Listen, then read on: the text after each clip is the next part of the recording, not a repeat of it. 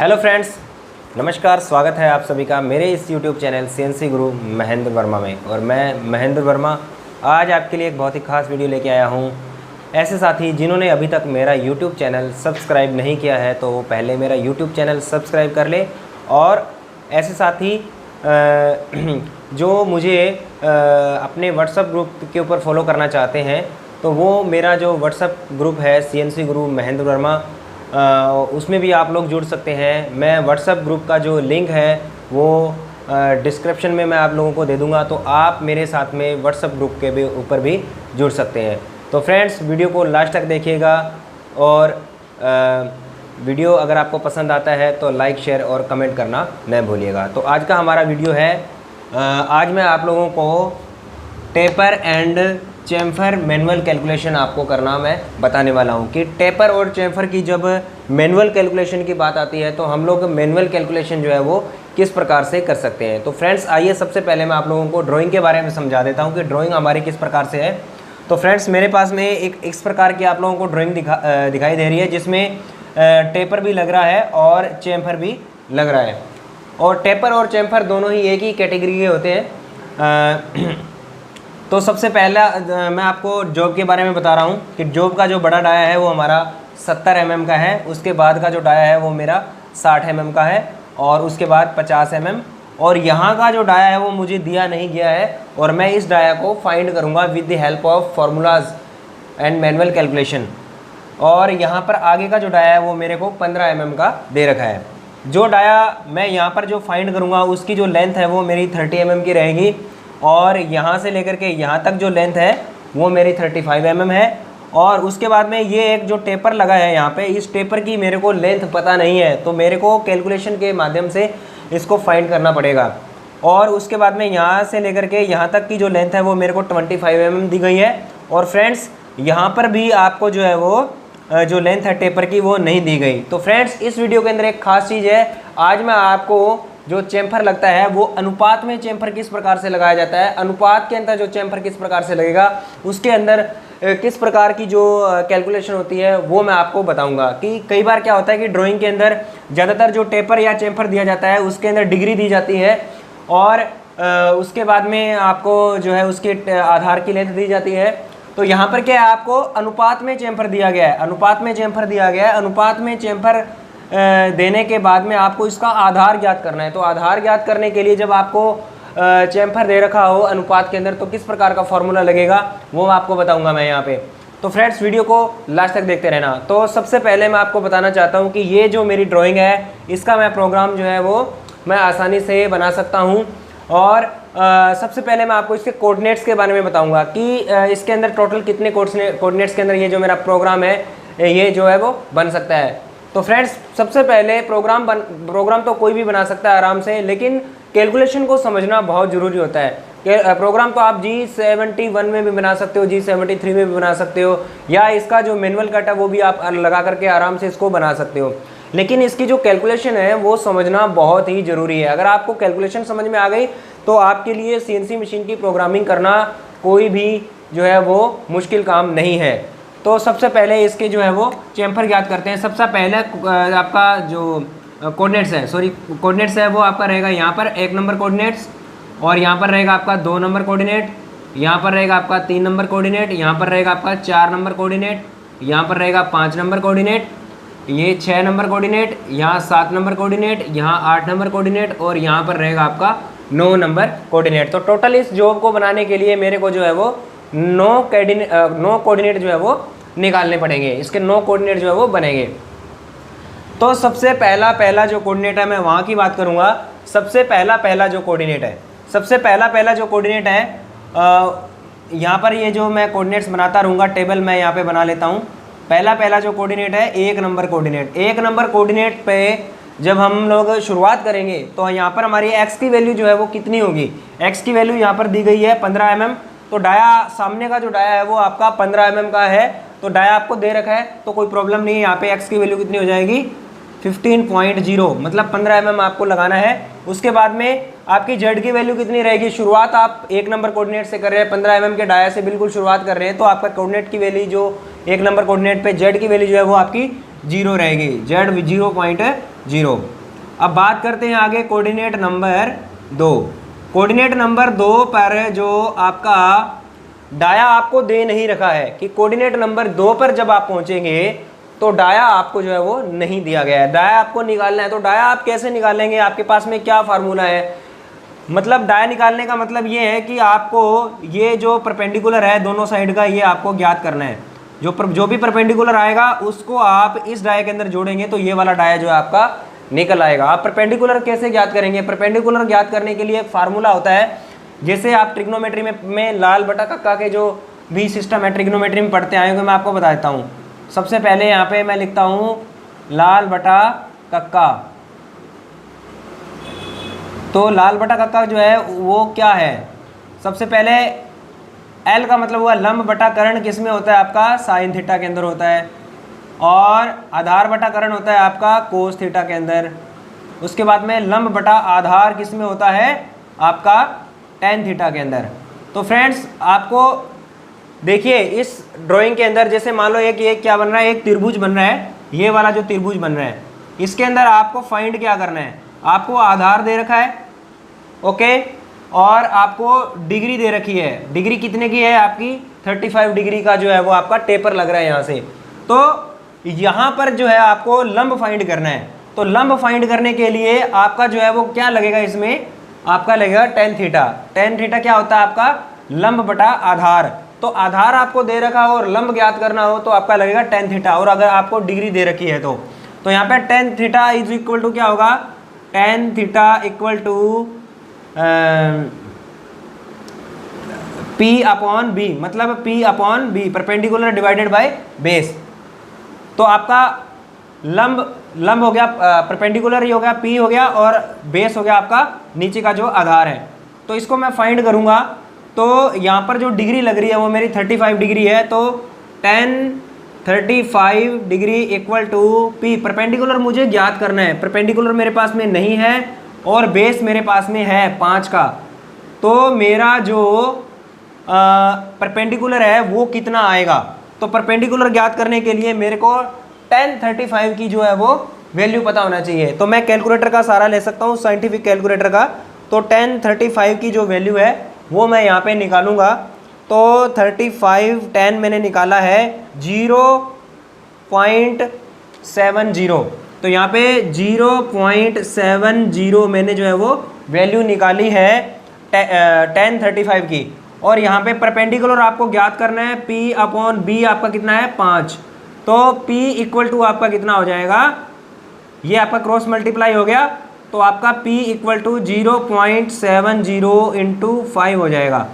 तो आपकी जो भी वैल्यू आएगी वो कितनी वैल्यू आएगी? जो भी आपकी वैल्यू आएगी, अब देखिए इसका कैलकुलेशन करेंगे। 0.70 इंटू 5 इक्वल में आया आपका 3.5। इक्वल में कितना आया है? 3.5। तो ये जो 3.5 है ये क्या है? 3.5 आपका क्या आया है? परपेंडिकुलर आया है। मतलब आपका यहाँ से लेकर के यहाँ तक कितनी वैल्यू आई है? 3.5। अगर आपकी एक साइड से 3.5 आ रही है तो इधर वाली साइड से भी ये भी आपका जो लंब है वो कितना आएगा? 3.5 ही आएगा। अब देख लीजिए कि अगर आपका 3.5 जो लंब है ये है और 3.5 ही लंब आपका ये है, तो 3.5 एंड 3.5 कितना हो गया आपका? 7।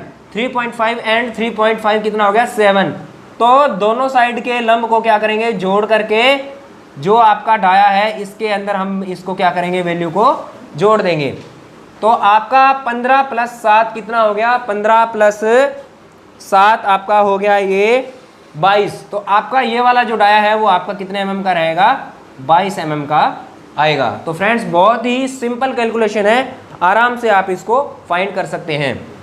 तो आगे बढ़ते हैं। अब मुझे जो है 2 नंबर कोऑर्डिनेट जो है वो प्राप्त हो गया है। 2 नंबर, इसको मैं मिटा देता हूँ। 2 नंबर कोऑर्डिनेट जो है मुझे वो प्राप्त हो गया है। तो 2 नंबर कोऑर्डिनेट पे जो x की वैल्यू है वो मेरे को प्राप्त हो गई है। तो x की वैल्यू 2 नंबर कोऑर्डिनेट पे कितनी आएगी? ये डाया आपका कितने का? 22 का। टूल यहाँ से चलता हुआ यहाँ पर पहुँचेगा तो x की वैल्यू कितनी बन रही है? 22। तो x की वैल्यू होगी आपकी 22.0 और z माइनस में कितना चला जाएगा? देखिए आपकी आधार की ये जो लेंथ है, टेपर की जो लेंथ है वो आपको दे रखी है, तो जेड माइनस हो जाएगा आपका 5 -5.0। अब कोऑर्डिनेट नंबर 3 की बात करते हैं, तो कोऑर्डिनेट नंबर 3 आपको निकालना है। कोऑर्डिनेट नंबर 3 निकालने के लिए आपको क्या करना है, कोऑर्डिनेट नंबर 3 निकालने के लिए आपको x की वैल्यू चाहिए, तो x जितना डाया यहाँ पर है, यहाँ पर भी आपका उतना ही डाया रहेगा। तो कोऑर्डिनेट नंबर 3 के ऊपर भी x की वैल्यू कितनी रहेगी 22.0, और z माइनस कितना हो जाएगा, देखिए यहाँ से लेकर के और यहाँ तक, यहाँ से लेकर के यहाँ तक हम पहुँच गए हैं, तो 30 हो जाएगा। z माइनस कितना हो गया 30.0। आगे हम बात करेंगे कोऑर्डिनेट नंबर 4।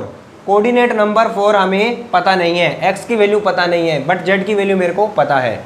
अब कोऑर्डिनेट नंबर 4 पर x की वैल्यू प्राप्त करने के लिए मेरे को क्या करना पड़ेगा, क्योंकि आगे का जो डाया है वो 50 mm का है, और 50 mm डाया के ऊपर C1.5 इंटू 20 डिग्री का जो है वो चेम्फर लग रहा है। तो मैंने पिछली वीडियो में भी आपको एक फॉर्मूला बताया था, चेम्फर लेंथ चेम्फर की वैल्यू अगर आप x की वैल्यू अगर आप ज्ञात करना चाहते हैं, तो आप कोई सा भी जो वैल्यू है वो आप उसको आराम से लगा सकते हैं। तो यहाँ पर जो है वो मैं आपको एक फार्मूला बताऊंगा। फार्मूला जो आपका है वो क्या है, वो बहुत ही इंपॉर्टेंट फार्मूला है। तो फार्मूला जो है वो ये है, चेम्फर लेंथ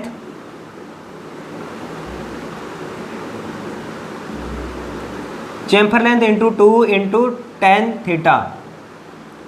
तो इस फॉर्मूले के द्वारा आप जो है ये 4 नंबर जो कोऑर्डिनेट है वो आप प्राप्त कर सकते हो।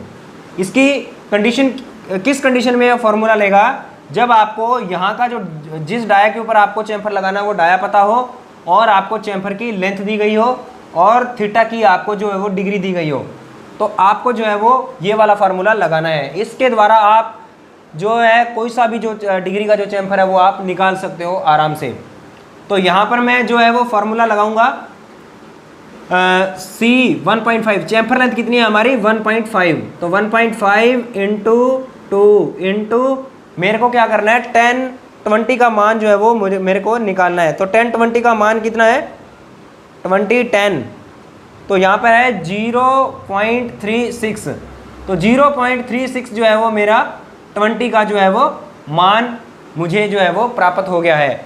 तो 0.36, अब मैं क्या करूँगा, इन तीनों को जो है इकट्ठा गुणा करूँगा, 1.5 इंटू 2 इंटू 0.36, तो इक्वल में मेरी वैल्यू जो आई है वो आई है मेरी 1.08। एक बार दोबारा कर लेता हूँ, 1.5 इंटू 2 इंटू 0.36, तो 1.08। तो इस 1.08 को मैं क्या करूँगा, जिस डाया के ऊपर मेरा चेम्फर लग रहा है उसमें से मैं माइनस कर दूंगा। तो डाया जो मेरा है वो कितने का है 50 का यहाँ पे, तो 50 माइनस 1.08 इक्वल टू आपका आ गया 48.92। इसका मतलब क्या हुआ कि 4 नंबर कोऑर्डिनेट पे आपकी जो x की वैल्यू है वो कितनी रहेगी 48.92। तो x की वैल्यू आपको 4 नंबर कोऑर्डिनेट पे जो है वो मालूम चल गई है। तो x की वैल्यू जो है 4 नंबर कोऑर्डिनेट पे कितनी रहेगी 4 नंबर कोऑर्डिनेट पे x की वैल्यू जो है वो हमारी रहेगी 48.92, और z की वैल्यू आपकी कितनी रहेगी, क्योंकि 3 नंबर कोऑर्डिनेट पे आपकी जो z की वैल्यू है वो 30 थी, -30, तो ऊपर जब आपका टूल गया है आगे नहीं बढ़ा है, तो आपकी यहाँ पर भी जो है 4 नंबर कोऑर्डिनेट पे भी x की वैल्यू -30 ही रहेगी। कोऑर्डिनेट नंबर 5 पे जाएंगे। कोऑर्डिनेट नंबर 5 पे जाने के लिए हम लोग जो है वो x की वैल्यू कितनी हो जाएगी हमारी, कोऑर्डिनेट नंबर 5 पर x की वैल्यू हो जाएगी हमारी, क्योंकि टूल आपका यहाँ पर आपको x की वैल्यू पता है और यहाँ पर भी आपको x की वैल्यू पता है कितनी है 50 है। तो यहाँ पर x की वैल्यू कितनी होगी 50.0, और z माइनस कितना हो जाएगा। फ्रेंड्स देखिए हमारा जो चेम्फर लगने से पहले तक की जो दूरी है वो कितनी है 30, और ये जो चेम्फर लेंथ यहाँ पर कितनी दे रखी है 1.5 हमारी चेम्फर लेंथ दे रखी है। तो आपका टूल यहाँ से यहाँ पर की ओर पहुँच जाएगा, मतलब यहाँ से यहाँ की ओर पहुँचेगा, तो ये जो चेम्फर लेंथ है ये भी हमारी इस लंबाई के अंदर जो है वो ऐड हो जाएगी। तो z माइनस आपका कितना हो जाएगा 30 तो ये है और 1 पॉइंट ये है, तो 31 पॉइंट आपका हो जाएगा 5। तो जेड माइनस आपका हो गया 31.5। तो उसके बाद कोऑर्डिनेट नंबर 5 से कोऑर्डिनेट नंबर 6 पर मुझे आना है। कोऑर्डिनेट नंबर 5 से कोऑर्डिनेट नंबर 6 पे आना है। तो कोऑर्डिनेट नंबर 6 के ऊपर भी जो x की वैल्यू है वो आपकी कितनी है 50, x की वैल्यू कितनी है 50, और z माइनस आपका कितना हो जाएगा, देखिए 30 तो यहाँ तक है, और यहाँ से आगे जो है वो कितना है 35 है। तो ये टोटल कितना हो गया 35 और 30 हो गया आपका 65। z माइनस कितना हो गया आपका 65.0।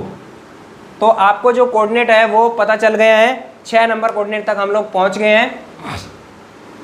आगे जो है वो हमारा x की वैल्यू जो है 7 नंबर कोऑर्डिनेट पे हमें पहुंचना है। तो 7 नंबर कोऑर्डिनेट के ऊपर x की वैल्यू कितनी होगी, 7 नंबर कोऑर्डिनेट पर x की वैल्यू जो है वो कितनी होगी। तो 7 नंबर कोऑर्डिनेट पे x की वैल्यू जो है वो कितनी है आपकी हो जाएगी 60, क्योंकि डाया हमारा यहाँ पे 60 का बनना है, तो 60.0 हो जाएगा 60.0। अब मेरे को जो है वो यहाँ से लेकर के यहाँ तक जो मेरा टेपर जो लग रहा है इसकी जो लेंथ है वो मेरे को मालूम नहीं है।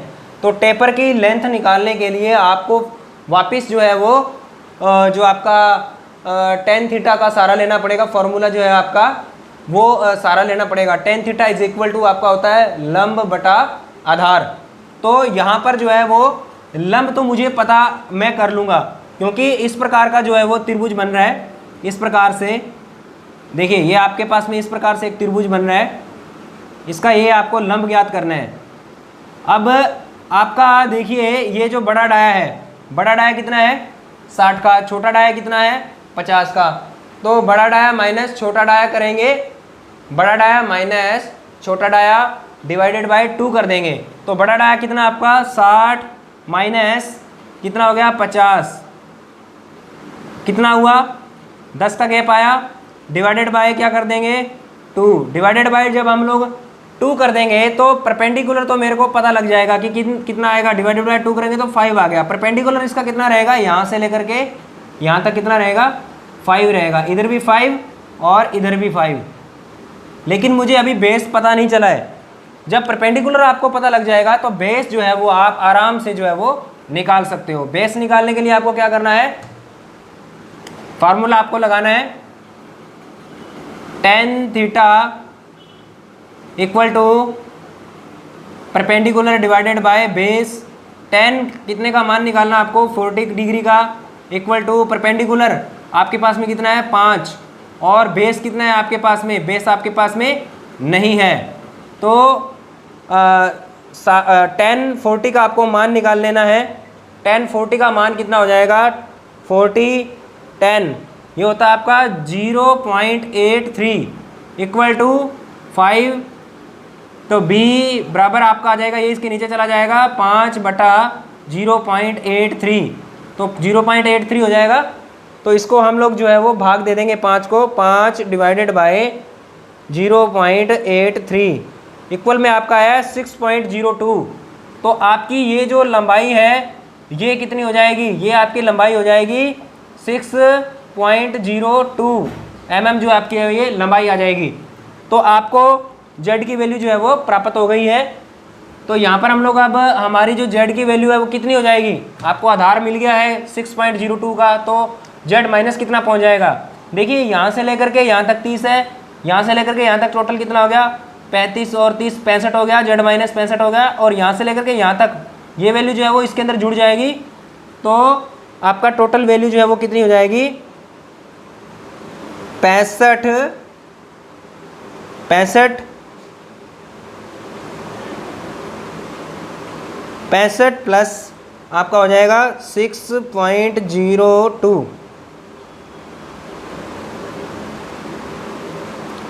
तो 71.02 जो है आपका यहाँ तक जो है वो आपकी वैल्यू z में माइनस हो गई है।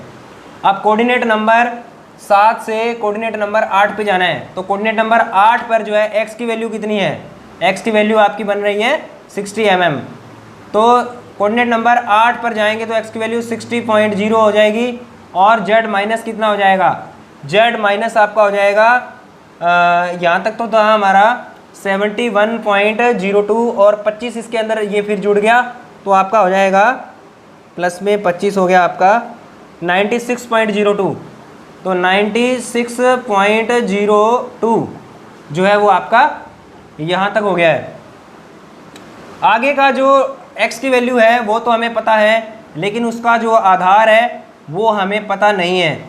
तो आधार ज्ञात करने के लिए उसका आपको क्या करना पड़ेगा, तो 60 आगे x की वैल्यू आपकी कितनी है 70, और z माइनस कितना रहेगा, z माइनस ज्ञात करने के लिए आपको क्या करना पड़ेगा। और यहाँ पर देखिए फ्रेंड्स, ये सबसे अलग टेपर है, यहाँ पर अनुपात में टेपर दिया गया है आपको। तो अनुपात में अगर आपका टेपर आ जाए तो आपको घबराना नहीं है किसी भी प्रकार से। आप इसकी जो कैलकुलेशन है वो बहुत ही आसान तरीके से कर सकते हैं। इसकी कैलकुलेशन करने के लिए सबसे पहले आपको क्या पता होना चाहिए, देखिए परपेंडिकुलर तो आपको निकालना पड़ेगा। सबसे पहले हम लोग tan थीटा लिखेंगे यहाँ पे, tan theta equal to P upon B। तो P अपॉन B होता है tan थीटा। तो अब आपको ये जो इस प्रकार की अगर वैल्यू आ जाती है तो हम लोग कैसे फाइंड करेंगे, तो ऐसी वैल्यू को फाइंड करने के लिए P upon B equal to के बराबर में हम लोग 3:2 को रखेंगे। तो आपका 3/2 हो जाएगा। ये कितना हो जाएगा 3/2। तो अब आपने क्या करना है, अब इसके अंदर ये जो वैल्यू है आपको क्या पता करना है, आपको बेस पता करना है, और परपेंडिकुलर जो है वो आपके पास में है। तो परपेंडिकुलर तो आप आराम से फाइंड कर सकते हो। तो आपका ये डाया 70 का है, ये डाया आपका 60 का है। तो परपेंडिकुलर क्या होगा, छोटा डाया बड़ा डाया माइनस छोटा डाया डिवाइडेड बाय 2। तो आपका ये यहाँ से लेकर के ये जो परपेंडिकुलर है ये कितना आ जाएगा 5 आ जाएगा, क्योंकि 10 का दोनों का गैप है। 5 ही इधर से आ जाएगा परपेंडिकुलर और 5 ही आपका इधर से आ जाएगा। तो परपेंडिकुलर आपका आ गया परपेंडिकुलर आपका आ गया 5b equal to 3 divided by 2। तो इनका क्या करेंगे हम लोग, क्रॉस मल्टीप्लाई जो है वो कर देंगे। तो इसका इसके साथ गुणा करेंगे, इसका इसके साथ गुणा करेंगे, तो आपका आएगा 3b इक्वल टू जो आपका है वो आ जाएगा 5 दूआ 10। तो इसके बाद में हमें क्या करना है, b इक्वल टू आपका हो जाएगा 10/3। तो आपकी जो वैल्यू है वो निकल के आ जाएगी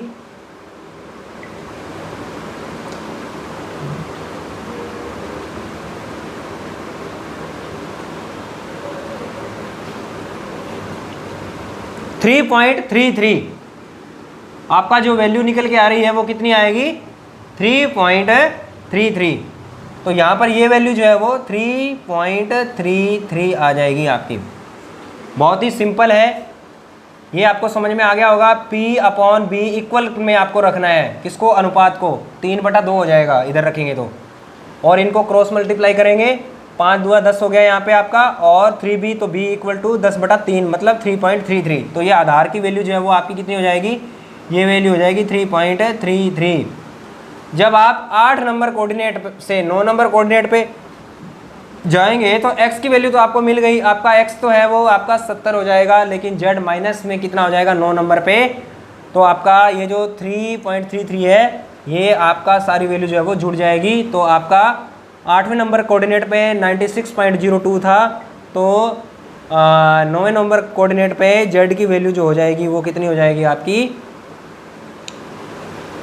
96.02 प्लस आपका है 3.33 इक्वल में आपका आया है 99.35।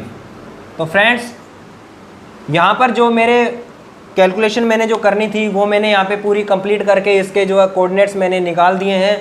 बहुत ही आसान तरीका है कोऑर्डिनेट निकालने का। आपको बस थोड़ा सा मैथमेटिक्स में आपका थोड़ा सा जो है वो ध्यान आपको रखना है, और बहुत ही सिंपल जो है वो कैलकुलेशन होती है। जो बड़े बड़े जो प्रोग्रामर होते हैं, हम लोग सोचते हैं कि वो बड़े प्रोग्रामर कैसे बन गए, तो वो बस उनको बस छोटी छोटी जो कैलकुलेशन होती है वो करना आता है अच्छे तरीके से, और मैथमेटिक्स को अच्छे तरीके से वो समझते हैं। तो आपको भी थोड़ा सा जो है वो मैथमेटिक्स की ओर जो है वो आपको ध्यान देना है। जिससे आप जो है वो छोटी से छोटी जो कैलकुलेशन है वो आप आराम से जो है वो कर सकते हैं। अगर जैसे मान लो यहाँ पर जो साइंटिफिक जो आपके जो sine theta, cos theta and जो टेन थीटा होते हैं उनकी वैल्यू निकालने के लिए आप जो है वो अपने प्ले स्टोर में से रियल कैल्क REALCALC नाम का एक कैलकुलेटर है वो आप जो है वो डाउनलोड कर सकते हैं। बहुत ही अच्छा कैलकुलेटर है, मैं आपको यहाँ पे दिखा भी रहा हूँ, इस प्रकार का दिखेगा। इसमें आप आराम से जो है वो कैलकुलेशन कर सकते हैं। तो कैलकुलेशन के द्वारा आप किसी भी प्रकार की कोई भी जो वैल्यू है वो आप आराम से फाइंड कर सकते हैं। मैंने जो पिछला वीडियो डाला था वो रेडियस एंड चैम्फर कैलकुलेशन पे डाला था, और आज का जो वीडियो है वो मैंने रेडियस आपका टेपर एंड आपका जो चैम्फर है कैलकुलेशन पे डाला है, जिसके अंदर आज मैंने आपको ये जो अनुपात में चैम्फर लगा हुआ आ जाए तो उसके बारे में मैंने आपको बताया है। तो जो अनुपात में चैम्फर है ये बहुत ही कम केसेस में कई बार जो है वो हमें मिल जाता है। अगर किसी को लगाना नहीं आता है तो उसके लिए ये वीडियो बहुत ही इंपॉर्टेंट है, आराम से कैलकुलेशन इसकी जो है वो कर सकता है। तो फ्रेंड्स, आज का वीडियो आपको कैसा लगा? आप मेरी वीडियो को बस लाइक कर दीजिए और आगे से आगे शेयर कर दीजिए। आपके एक शेयर से दोस्तों मुझे हौसला मिलता है कि जो मेरे फ्रेंड्स लोग हैं, जो मेरे को यूट्यूब पर मेरे को जो फॉलो करते हैं, उनको आपके लाइक से मुझे ये पता चलता है कि आप मेरी वीडियो को बहुत ही लाइक करते हो और शेयर भी करते हो। तो फ्रेंड्स, जितनी वीडियो आप मेरी लाइक करोगे मेरे अंदर उतना ही जो है वो मैं उतना ही मोटिवेट हो जाऊँगा और आपके लिए अच्छी से अच्छी वीडियो मैं आपके लिए लेके आऊँगा। तो फ्रेंड्स, बहुत बहुत धन्यवाद आज का ये वीडियो देखने के लिए। नमस्कार।